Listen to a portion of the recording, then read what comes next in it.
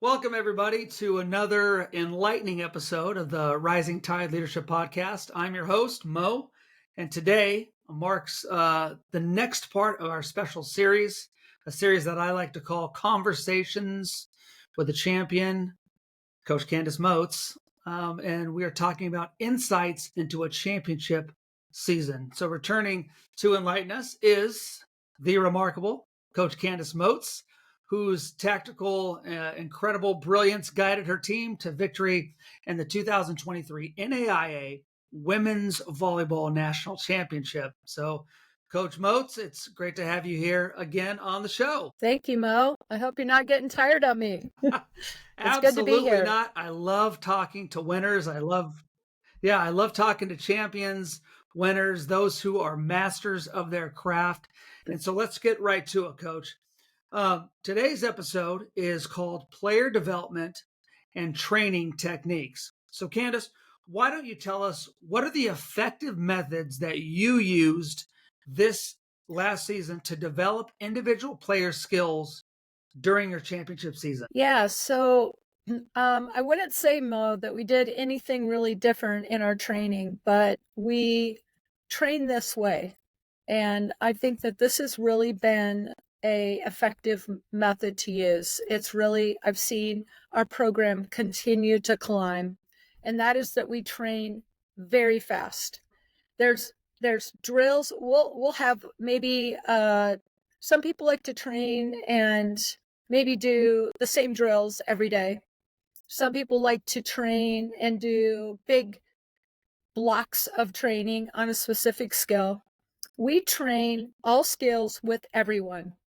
I think that giving everybody the techniques that are needed, the skill sets that are needed to play the game is super important.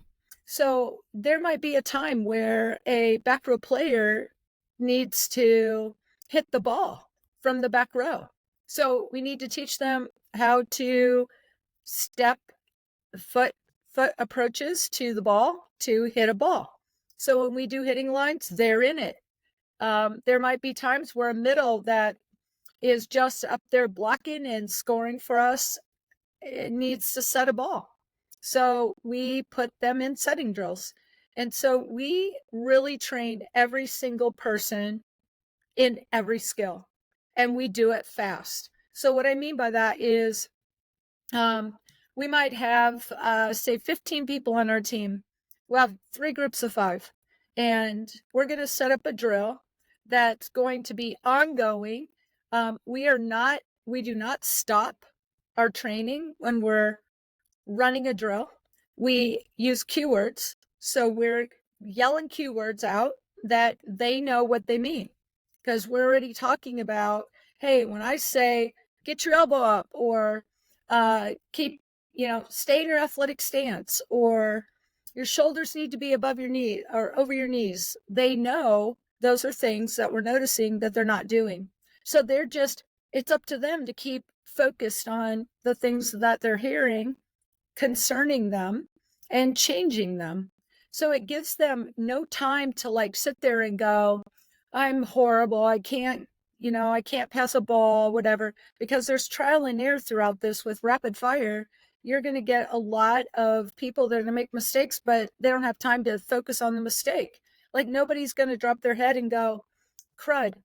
If they mess up, their rep is over. They go to the back of the line and they're up probably within 2 or 3 seconds again, because we got 5 people running through the drill, and we keep a clock with our training. So we have a, say, 30-second clock going. We need this group to go through the reps this many times in 30 seconds, go. And they just run the reps and they're just going. They're going. And the other 10 that are standing there are in their groups and they're shagging, they're handing balls. And then bam, as soon as that last person's going, next group knows that's my turn to start going, and they start making the switch. So we get the whole drill, all 15 kids done in 5 minutes. And then we run to the next drill. We got all our drills named. So everybody knows, okay, this is, now we're going to Fab 50. Everybody runs, get the boxes, because they know we need boxes to do the hitting drill, and they're all going and taking care of it. And bam, the next thing we know, we have within 2 minutes the drill set up, and we're running the drill again all through. Everybody's doing it and everybody's running. We got goals within time. So let's say the drill specifically I mentioned, FAD 50, is a drill that is 2 boxes on one side of the net platforms that people stand on. The players are on them. They're swinging, and there's a group of kids on the other side that are moving back and forth and serve receive, covering each other. They have to get so many sets up, passes up to the setter, and they have to get within 5 minutes, they have to get 50 perfect or within the range of good in-system passing. And then the setters are setting them, and the setters have to count how many. So there's accountability with the setters to the passers. They're telling the passers what needs to be different if they feel like the passes are not high enough, or if they're too tight on the net, or it gives good feedback, which creates conversation, communication with each other. And so they're running the drill by giving each other feedback, and then coaches are yelling cue words. And those are the things. So when we stop, we might explain something really quick as coaches, but we're moving on to the next drill. We found that this keeps the practice going like crazy. Nobody's bored. Everybody's running around with their head cut off. They don't really know the time frame, like all of a sudden they're like, whoa, wow, practice is half over.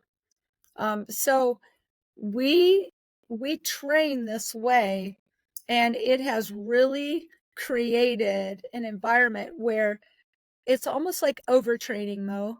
So you understand this with swimming. Maybe you told me this. You were talking about how, as a swimmer, you're going to use a lot of drag. Maybe you're not shaving. Maybe you're not, you're not wearing your speed suits. You're wearing more drag, and you're training and practice to do that. And then when you get to competition, you're clean, shaved, you're ready to go. You got your speed suits on, and you're flying through the water. And that's how we want to train. We overload, overload, overload. So balls are coming so fast in the serve receive that by the time they get to competition, they're like sitting there going, serve the ball.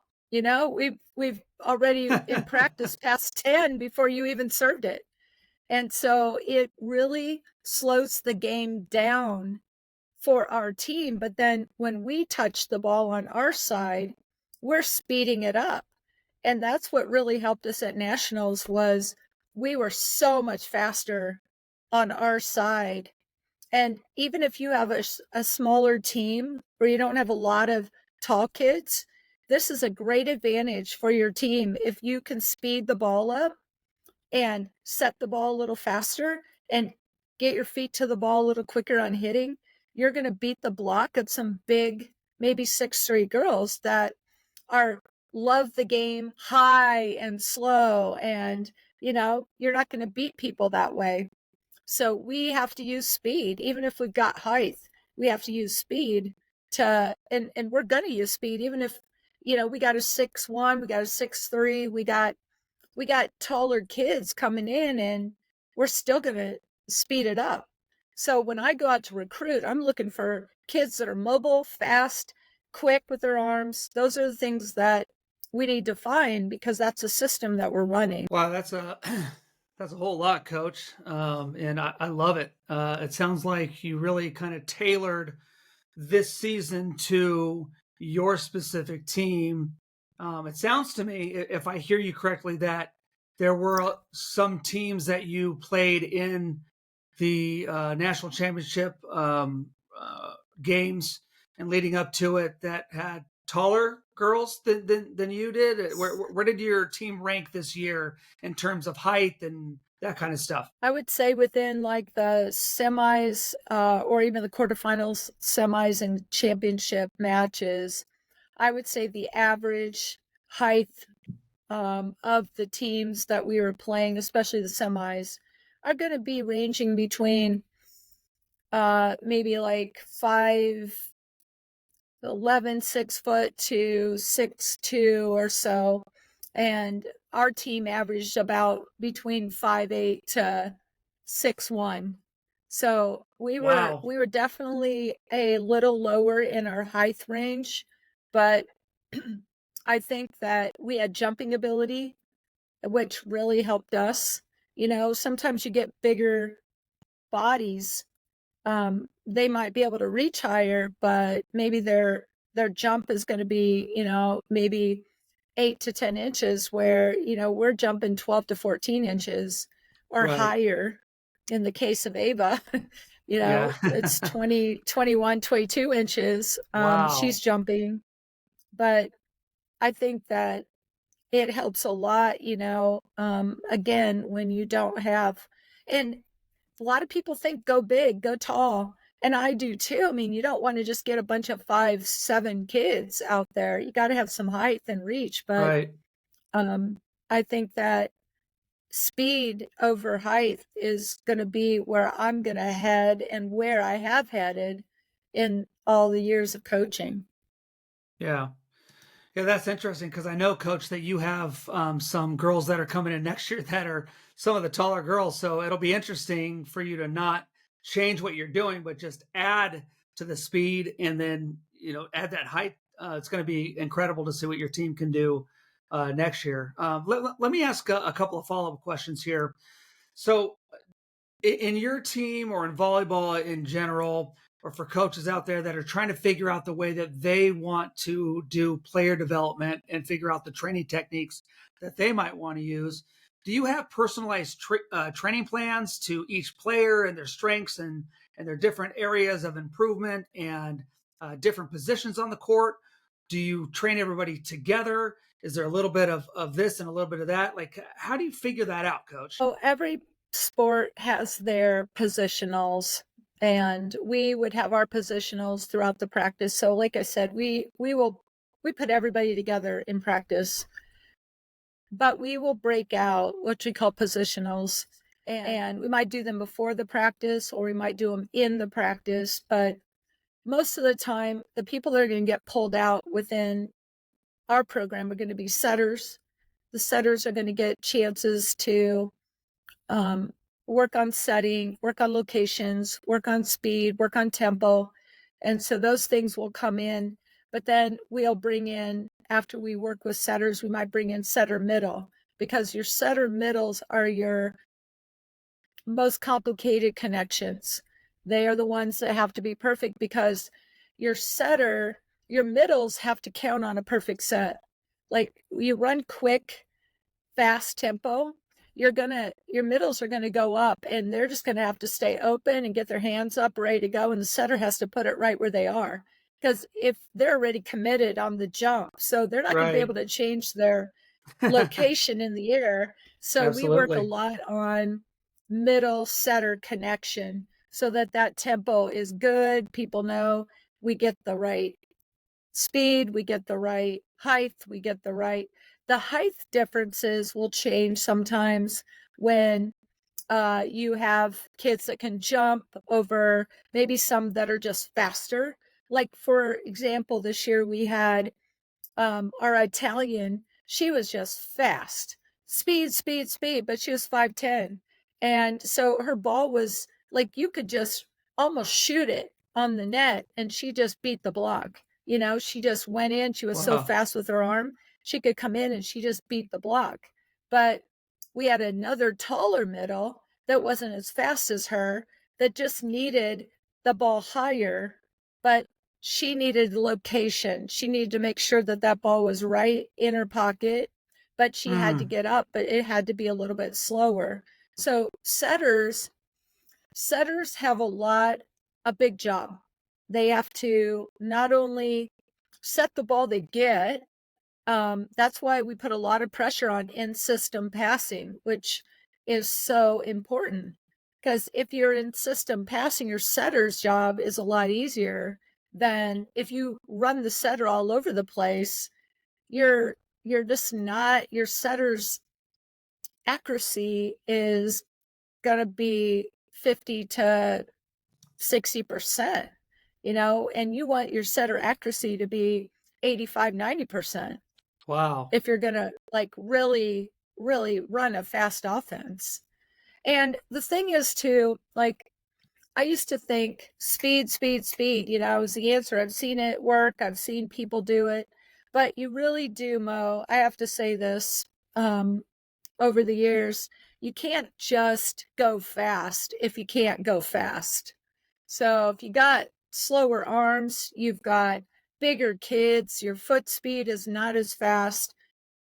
You got to stay within the speed of your team ability to not hurt them. If you continue to go at a speed that your team is not able to run, you're just hurting yourself and your offense is just going to be awful.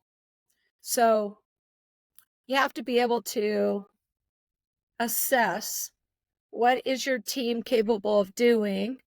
You start there. And if you can train and get it faster, then that's better.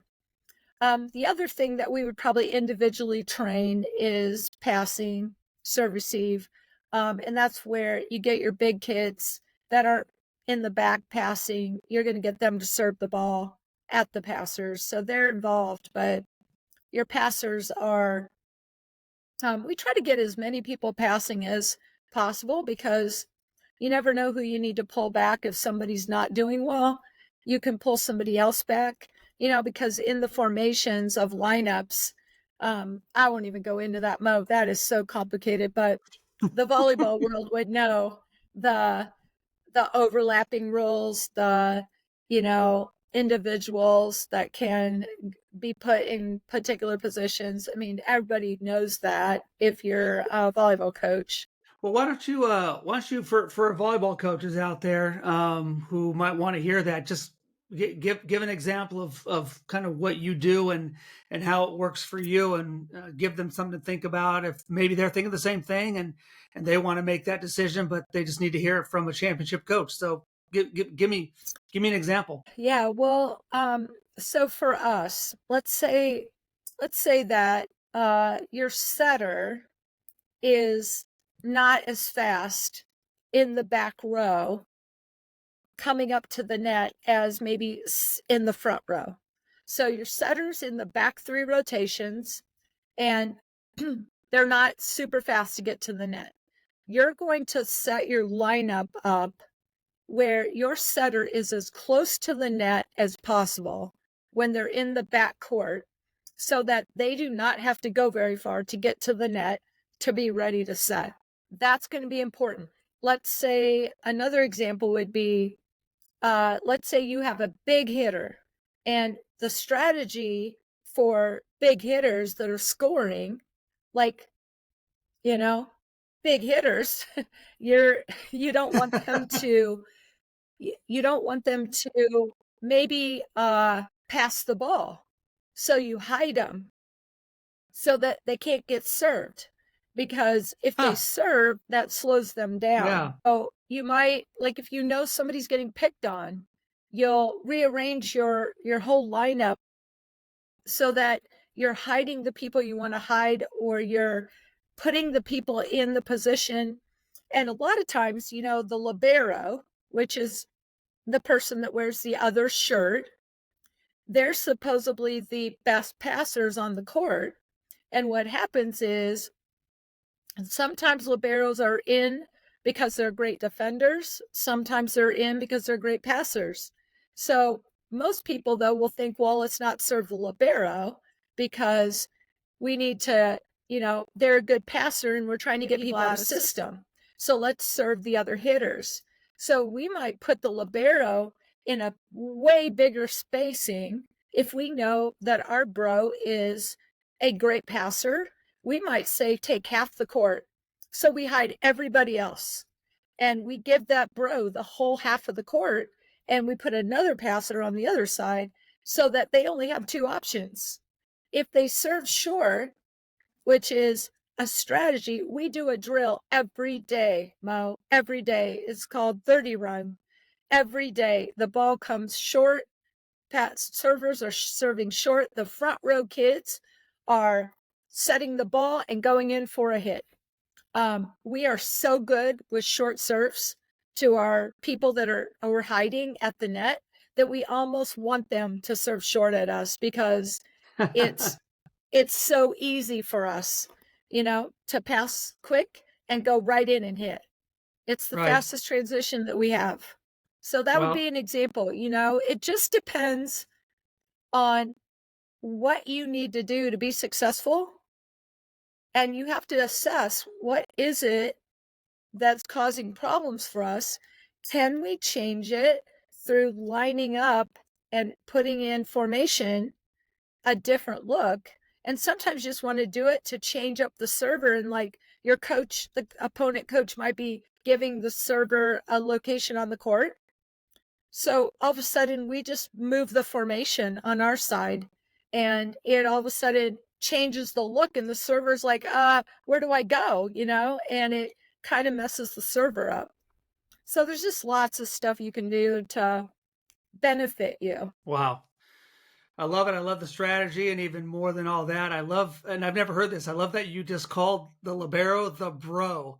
That is hilarious. Do all the girls do they actually do the girls call her the bro? Yeah, it's a nickname. Most people call it. See, because there's two ways, Mo, to say libero or libro. Okay, Okay, libro or libero. Everybody has this. Is it libro or is it libero? Libro would be your international. So everybody's gone to the shortcut of bro. the It's a bro. bro. I love it. I love it. I love the bro. That's good stuff, Coach. Next time I see your libero, I'm gonna be like, "What's up, bro?" Yeah. So, Coach, That's let me great. They'll love it. look at that. Look at I'm already learning more about volleyball, so I appreciate it. So, Coach, let me You're let gonna be a me champion. thanks, Coach. Um, let me ask you a question about another part of player development, something that I know that you have focused a lot on this past season.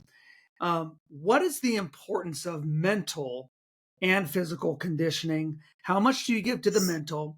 How much do you give to the physical? Because you said you move fast. It sounds like there's not a lot of time, there's not a lot of downtime in your practices. But with all the things that these girls are doing, they're putting a ton of time on the court, off the court. How do you figure it out, Coach? What do you do to get them to their peak performance levels in both the mental and the physical conditioning? Yeah, so, I think that coaches have a lot on them, and on top of all of that we have to do, preparing practices, getting ready, helping our kids believe in themselves, all that kind of stuff, is now this whole mental health that is not anything that we're gonna blow off or think, "Oh, come on." I mean, it's important. So in looking at the mental health side of things, it was important. I think there's a couple things that we did this year that was super important. Number one is that we just kind of looked outside of us and went to some professionals that were trained in this, that could see things maybe that we weren't seeing, that really had fun with the girls, because there's there's a side of us, as my assistant coach and I, we're very high D dominant. We want to push, we want focus, we want all these things, and I think we have high achievers on our team. We have performance people, people pleasers, high performers, high academic achievers. I mean, our GPA was like 3.8 average. I mean, they are just grinding all the time. And then they're trying to, have these friendships that have very little time to really just chill and hang out. So, with this mental health coach that we brought on, he was just fun, high energy, told stories, did activities with them. And I found it to be important to give up some of the practice and training to just let them take a breath. And so, there were times where I just was like, how are we doing? Where are we at? And try to be in tune with that. So when we went to the national tournament, He went with us virtually, and we had because we're 12 hours away, Mo, from our venue for our university. And so in the championship, the day of championship, it was so fun. We were really, it had been 10 days now being there and focus on every game we played. And this would be our 7th game match that we were playing. And we went into the gym that morning during our practice slot, and I just said, you know what? We are not going to practice. And the girls were just like, what? We're not going to practice. We're ready. We're ready. But Chad, who was our mental health coach, was going to come on. So what we did during our practice slot literally was we all on the court and we all laid down. He had everybody lay down and just like they were going to go to sleep, and they loved it. And he just started talking to them like, okay, you're at the championship day. Think about how excited you feel. Think about now all the crowd that's going to be there, because we had seen the opponent, we had watched our opponent's match the day before, saw that there was an enormous amount of people at the game because our opponent, who we had in the championship, was 40 minutes away from the venue. So they brought buses of students. So in the Wow. there was about 2,800 people at the match, and about 80 were for Indiana Wesleyan, which were basically the parents.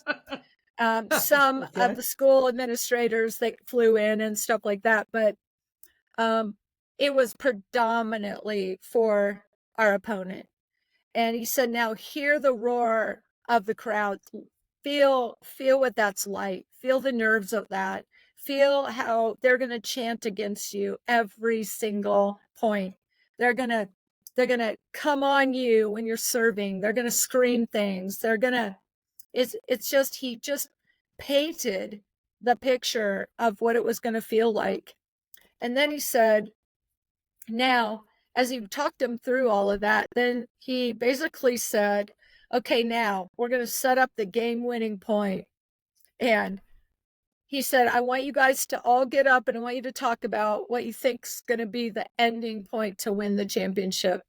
And he even had the arena did such a cool thing. They had the We Are Champions all set up so that when the point was over, they were going to blast the We Are Champions on the speakers. And of course, the confetti that came down at the real championship didn't happen, but they set the environment exactly how it was going to be. Our kids were locked and ready that were on the bench. They were all down in their, like, they always got down, kneeled down, kind of ready to run off to the court.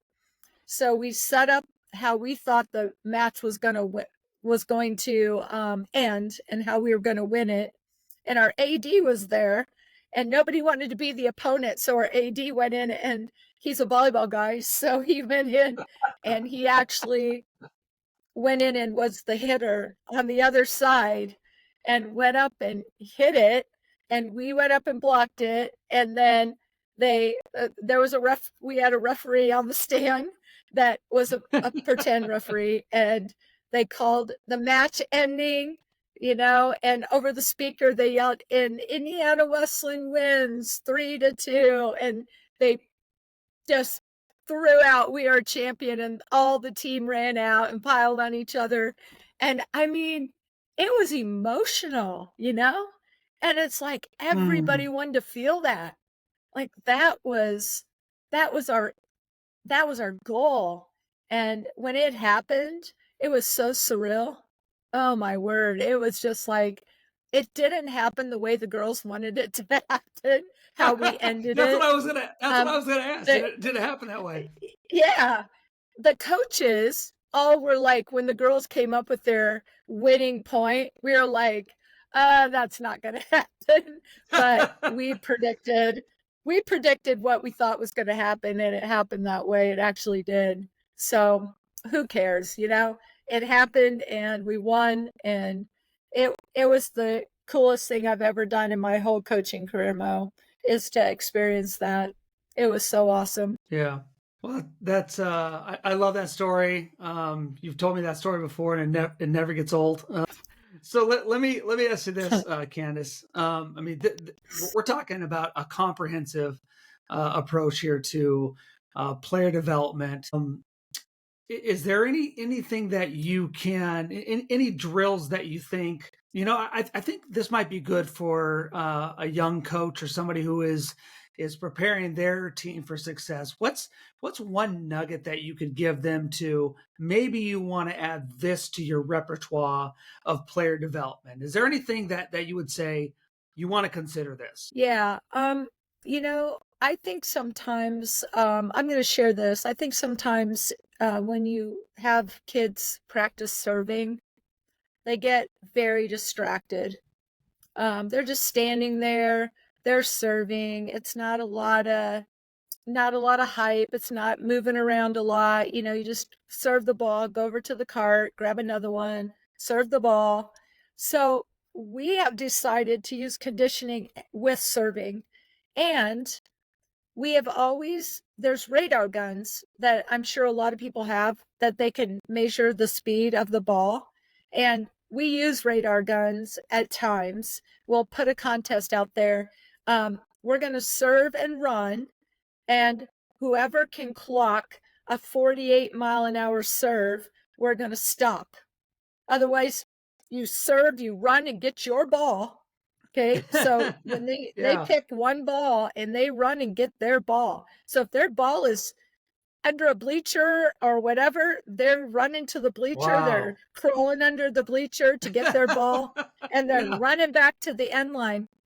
And we'll say it that way. But here's something that we also, kind of to incorporate a team thing, is we put our boxes or our platforms, whatever you might have in your gym, we put them up and we put a heavy trash can on the boxes.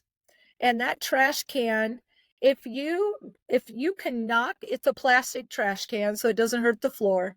It's a heavy plastic trash can. You put that on the platform, and they got to hit the trash can off the box. You can't knock the trash can off the box unless you're hitting between 42 and 45. So Hmm. everybody's serving. You got to get 10 trash cans off the box within 5 minutes. So it creates accuracy. It creates a speed that everybody knows, okay, I must at least be in the 40s because I can't knock the trash can off if I'm not in my 40s, which is the goal every time you're serving. And it's been a fun drill for them because, we just call it trash can serving. And it's something that has become very popular. We do it all the time. It gives them an immediate feedback. It also gives them a goal that they do together as a team. And our earliest time that we've done this is 2.5 minutes. We've gotten 10 trash cans. It's accuracy because you're just hitting a trash can that, is about only that big. And it's very, very hard to do it if you're not really thinking through driving your arm to the trash can and getting a good toss right in front of your hitting arm. Otherwise, you're not going to hit the trash can. And then, of course, whoever Wow. hits the trash can the most gets to choose the punishment for the teammates that didn't win. I love it. And A it gives them little a bit of chance. Yeah. It, that's it gives right. them Yeah, accountability. It gives them chances to get competition. condition. And they're not even thinking about running because they're trying to find their ball and run back and get to the end line so they can hit the trash can. Well, that's great, Coach. And listening to you, it's evident that combination of focus drills, different simulations, these all play a crucial role in team success. And I know it played a role in your success in your championship season, Coach. Before we go, do you have any final thoughts or advice for coaches looking to elevate their player development and training strategies? I would say, Mo, that you have to know your team. Everybody has different ways that they train.